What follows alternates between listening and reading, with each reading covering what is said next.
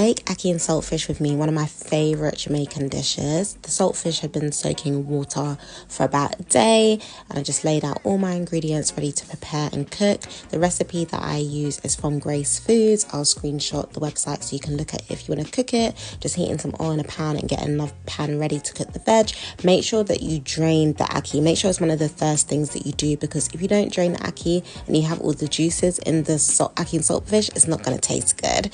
So just make sure you do that so you don't have to worry about it. You can just like drain it whilst everything else is cooking. And then I cook some onions down. The recipe says to add like kind of all the veg together, but I like to cook the onions down first before adding things. I was getting all my veg cooked, so some kale, broccoli and spinach. Added some spring onions, just checking on the veg, cooking the onions down, and chopped up all the rest of my ingredients. The recipe doesn't say to use Scotch bonnet, and I understand why, because I wouldn't use Scotch bonnet again. Or if you like spice, you can use it, or if you want a little bit of spice, just make sure all the seeds aren't in. I'm just cooking everything down, added in some thyme. If you have fresh thyme, you can use fresh thyme as well.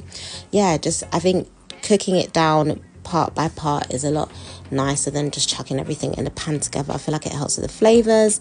And then I chopped up the saltfish and just added that to the pan. I don't boil my saltfish beforehand. I feel like that just ruins the texture and the taste, so you don't need to boil it. It will cook down in the pan, as you can see here.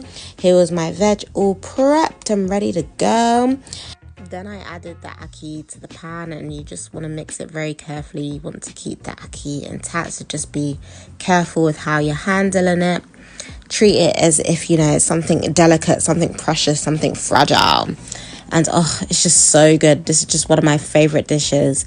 And making this video made me realize how easy it is to cook and how quick it is. So if you're someone who's looking for like a really quick meal, I definitely recommend this.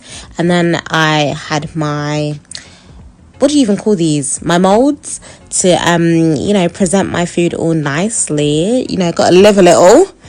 Don't just want to dash it on a plate. So yeah, just make sure you get a spoon or something to really like mold it into the mold so it doesn't all fall apart, and let it sit for a little bit. And then yeah, here's me taking everything off, and look how cute it looks.